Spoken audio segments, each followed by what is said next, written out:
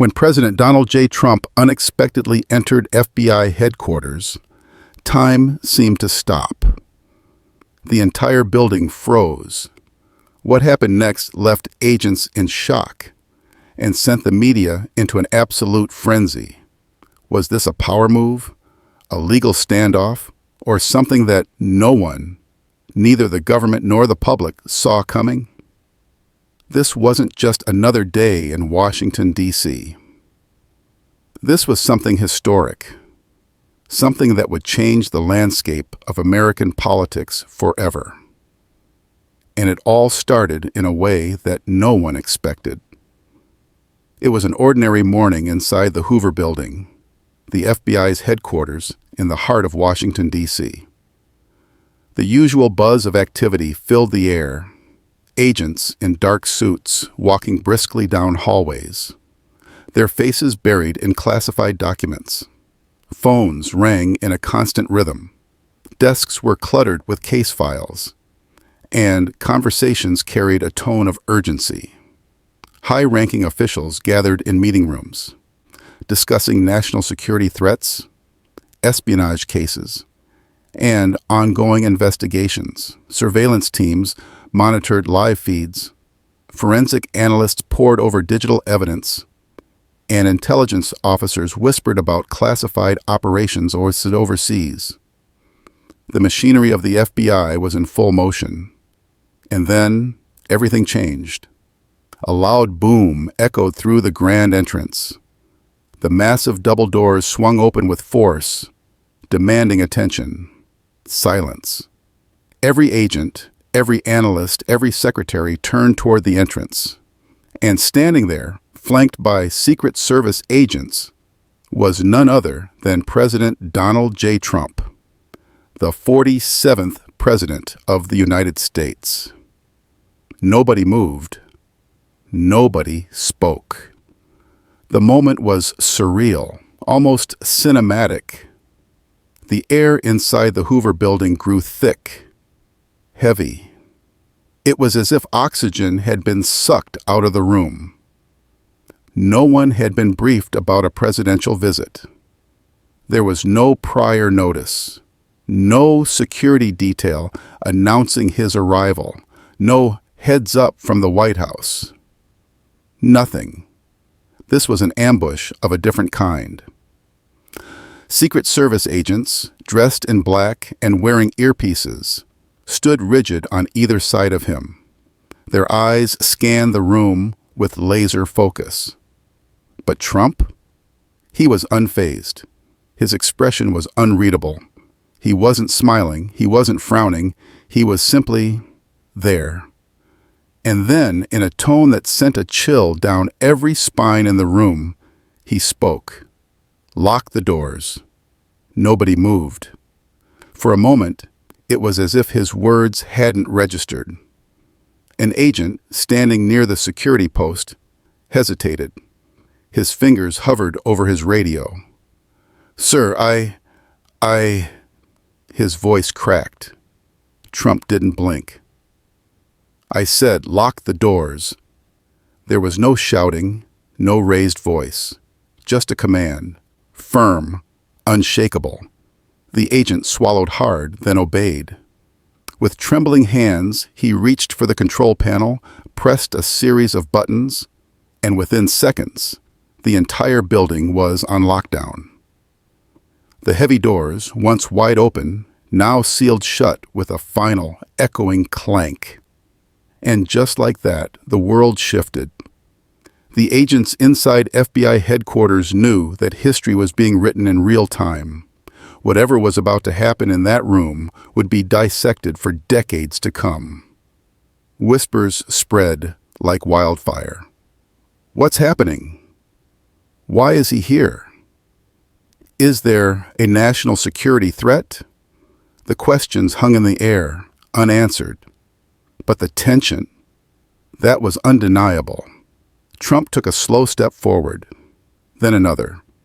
Every movement was deliberate, controlled. He wasn't rushing.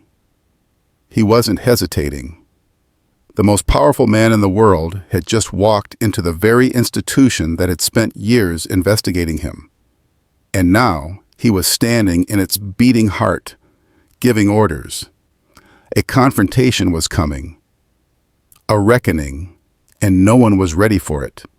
Every senior officer, Trump said, his voice unwavering, briefing room, now.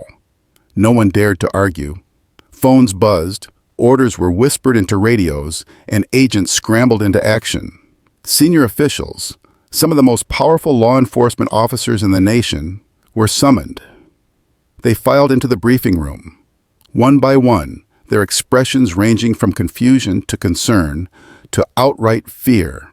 Some looked at each other, exchanging silent glances, trying to read between the lines. Was this a national emergency? Had something happened overnight that they weren't aware of? Or was this something else entirely? Trump entered the room last. The door shut behind him. The atmosphere was electric, tense. He took his place at the head of the long, polished table, standing tall, unshaken.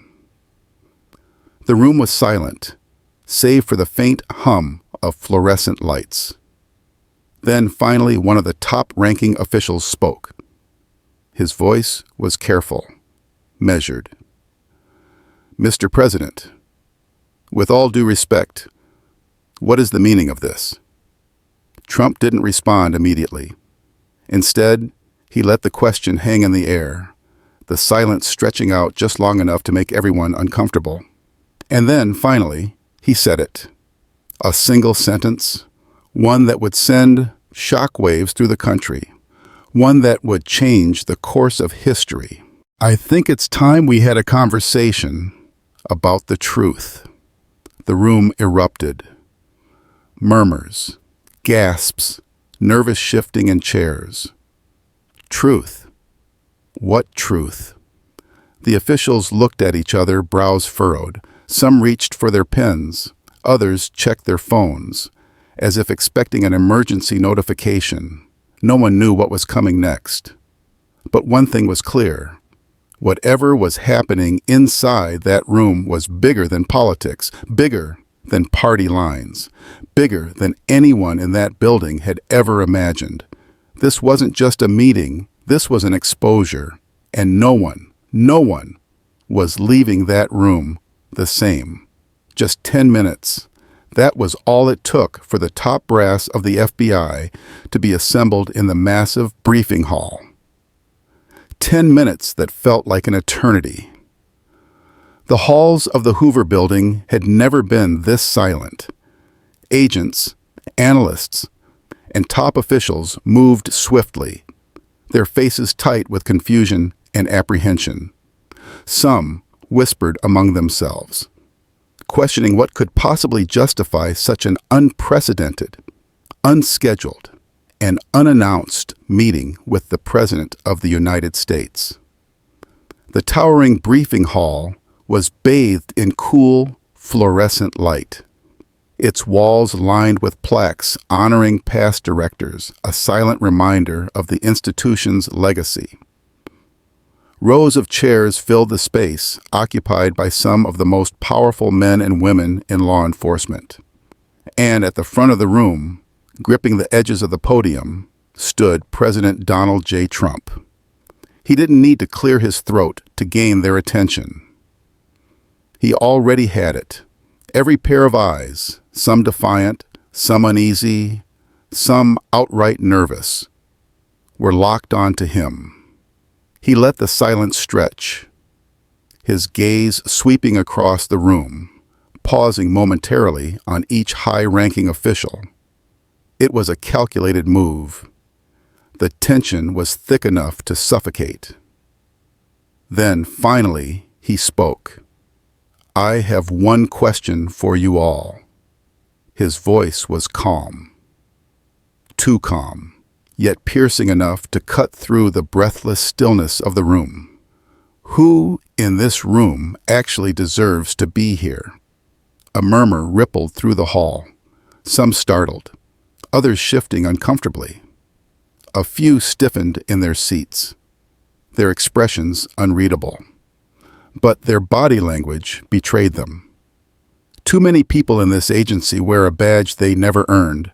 Too many hide behind their titles while innocent Americans suffer. His voice grew sharper, a razor slicing through the air. Not anymore. That was the moment the room turned to ice. Some leaned forward, brows furrowed in skepticism. Others sat rigid, their hands gripping their chairs. Nobody dared to speak. Nobody dared to move. The unspoken reality hung in the air. This was not going to be just another presidential address. This was something else, a confrontation, a reckoning. Trump turned to his left, locking eyes with the man seated at the far end of the long table, Director Williams. The director of the FBI, Charles Williams, straightened his tie, his face betraying no emotion. "Yes, Mr. President?" Trump reached for a thick folder. The room watched as he lifted it, and then, with deliberate force, slammed it onto the table. The sharp thud echoed across the hall. Several officials flinched. The air crackled with unease. Trump's next words sent a chill through every spine in the room. "Tell me, how did a man with zero field experience become assistant director?" Williams visibly stiffened. For the first time, his confident facade wavered. The room collectively held its breath. The storm had begun. The silence stretched unbearably long, but Trump wasn't about to fill it. He let the weight of the question settle. Let the anticipation churn in every chest. Let the pressure mount to an almost unbearable level. Then he cut through it like a blade. "Answer me." His voice was like a hammer against stone. Unrelenting. Absolute. Williams hesitated. His mouth opened, but the words didn't come.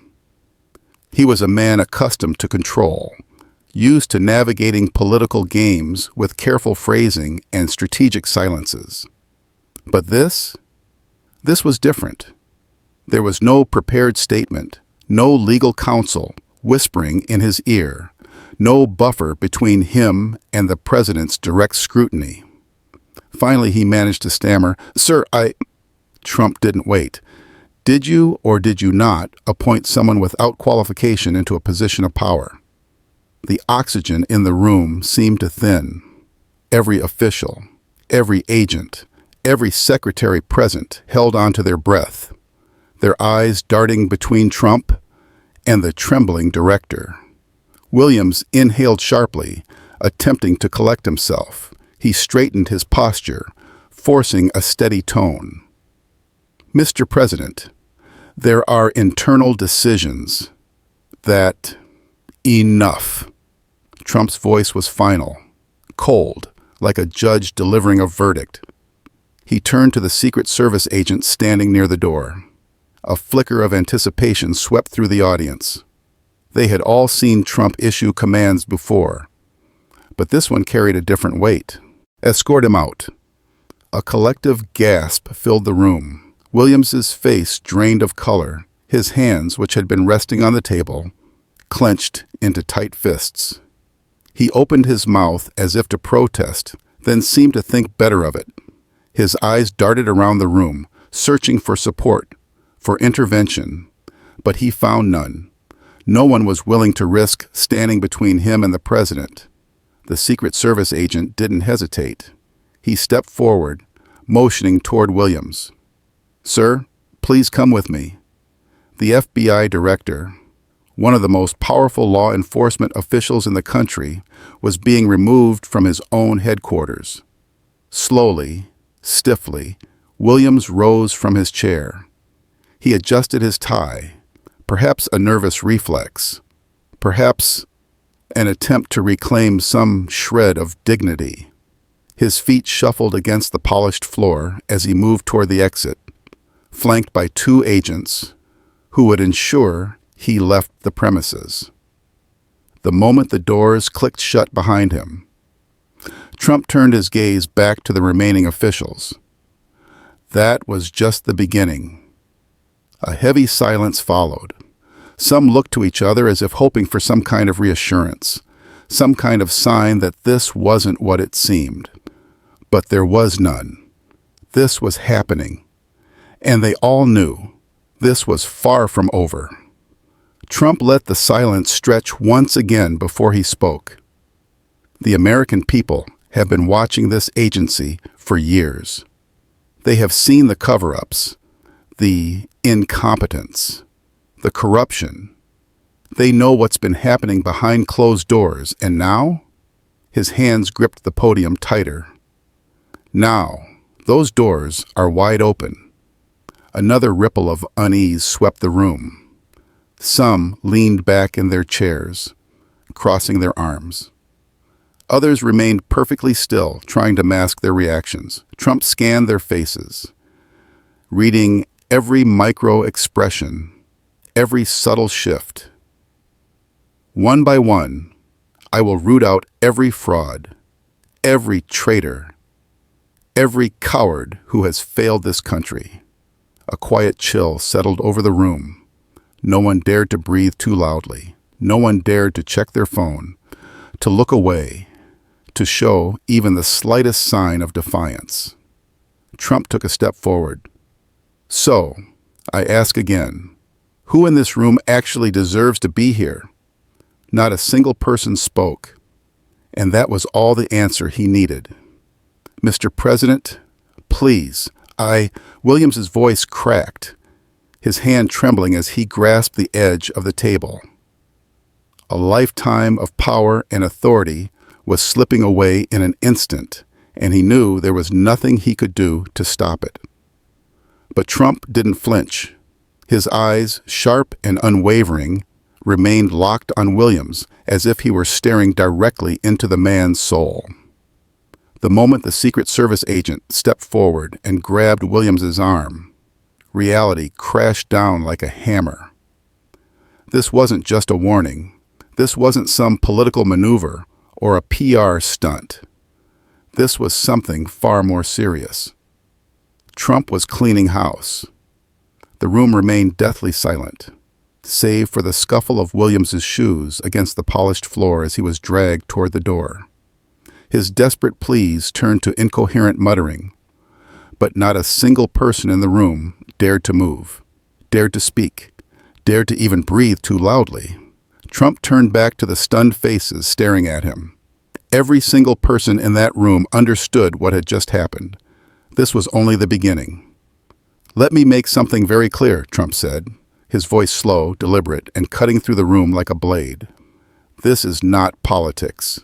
This is justice." He took another step forward, his presence suffocating. The weight of his words pressed against every official in the room, each of them realizing they might be next. "There are criminals in this very room," he continued, "who wear suits instead of ski masks, who hide behind bureaucratic walls instead of breaking into homes. And I will find every single one of them." Someone at the back gasped. A quiet, involuntary reaction. It was barely audible, but in a room so silent, it might as well have been a gunshot. Trump turned his head slightly, as if acknowledging the fear spreading like a virus among the officials before him. His next words sent chills through the entire building. "We are going to war against corruption, and I don't care who I have to take down." It was a declaration, not a threat. The air became suffocating. The weight of his presence, his authority, his raw determination crushed the room like an avalanche. The door slammed shut behind Director Williams, the echoing thud ringing through the hall like a judge's gavel. The agents weren't just shocked. They were terrified. No one dared to speak. No one dared to move. Some were too afraid to even meet Trump's gaze. But he wasn't finished. Trump's eyes scanned the remaining officials, his expression unreadable, but his gaze piercing. He was a man who had already made up his mind. A man who had no patience for excuses.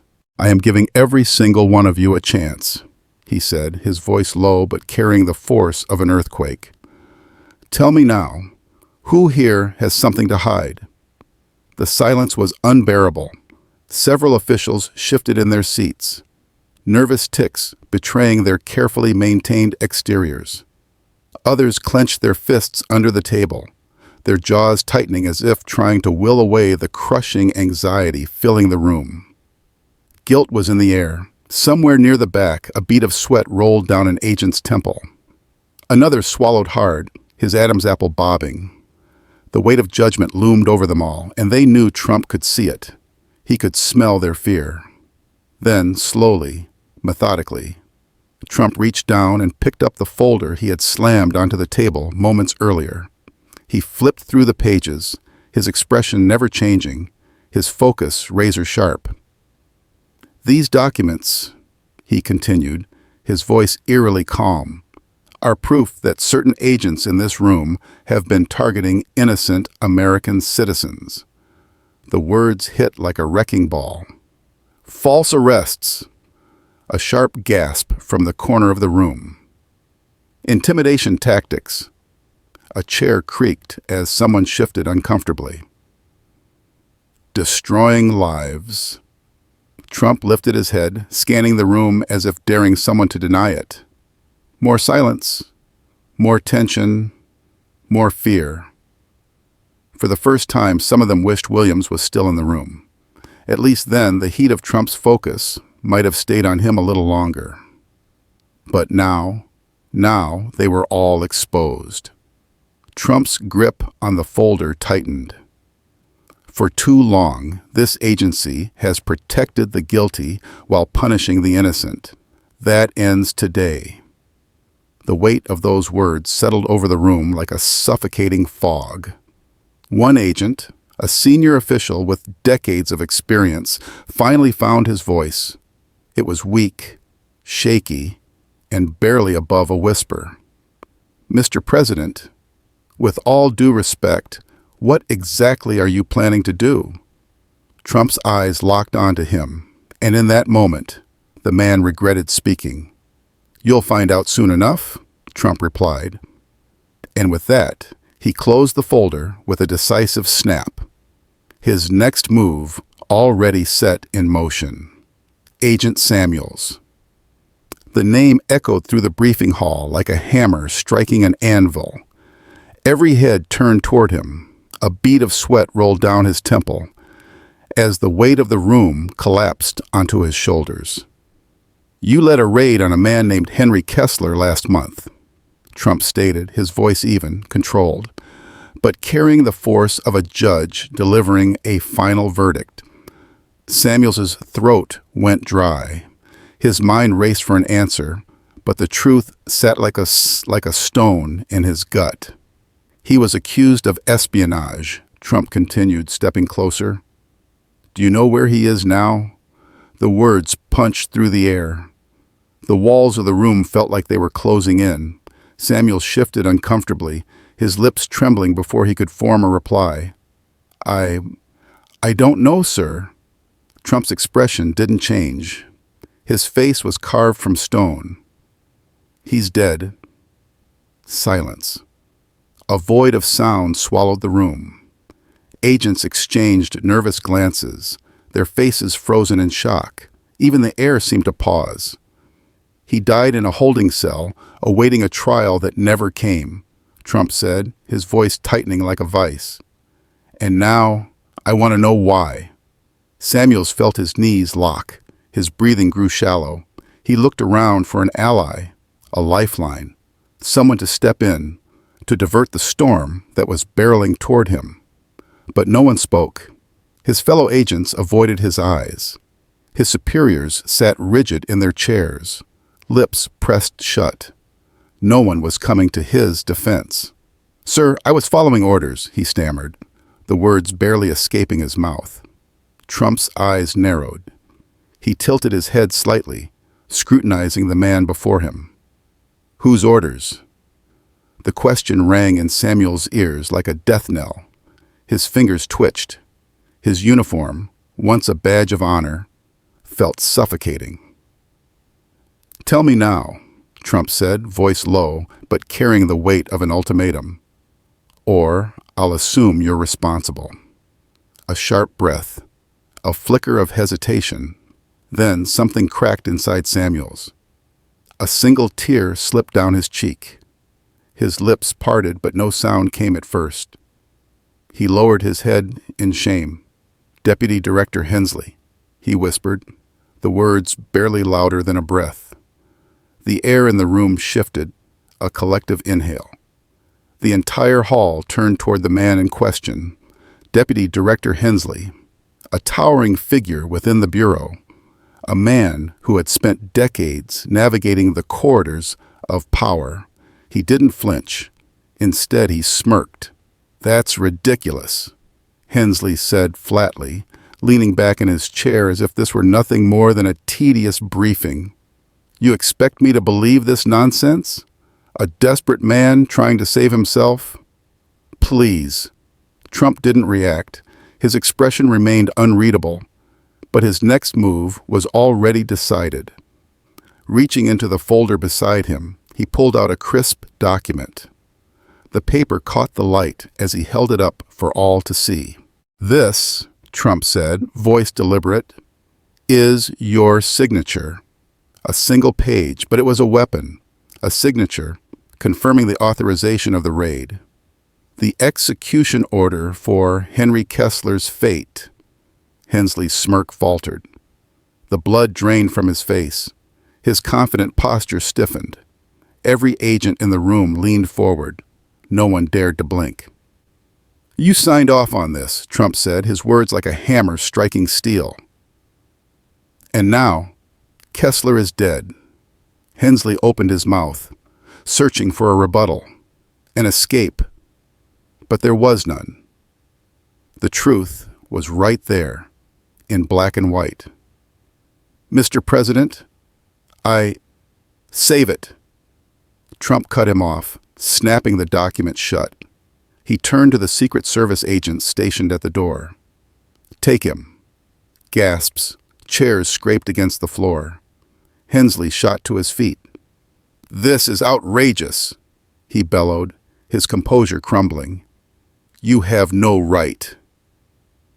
"I have every right," Trump said, stepping closer. His voice, though quiet, carried a force that silenced Hensley instantly. "You betrayed the very institution you swore to protect. You think that badge makes you untouchable? That title shields you? Not anymore." The Secret Service agents grabbed Hensley by the arms. He thrashed, but their grip was firm. "This isn't over," he snarled. "You can't do this." Trump didn't flinch. He didn't even blink. "Watch me." The doors swung open. The entire room remained frozen as Hensley was dragged out, his shouts echoing through the hall. Then silence. Trump turned back to the room, his gaze sweeping over the remaining officials. "Let me be clear," he said, voice steady, unwavering. "This is just the beginning. The days of corruption, of backroom deals, of bureaucrats playing God with the lives of American citizens, those days are over." He let the words settle. Let the gravity of them sink into the very walls of the FBI headquarters. "If you are honest, if you have served with integrity, you have nothing to fear. But if you have abused your power, if you have used your position for anything other than justice, then your time is up." A chilling pause. "I will find you." No one moved. No one spoke. Trump turned and walked toward the exit, his steps slow, deliberate. Secret Service agents flanked him, their presence reinforcing the shift that had just taken place. As he reached the doors, he stopped. Without turning back, he delivered his final words. clean house. And with that, he was gone. The door shut behind him, sealing in the stunned silence that would echo through the bureau for years to come.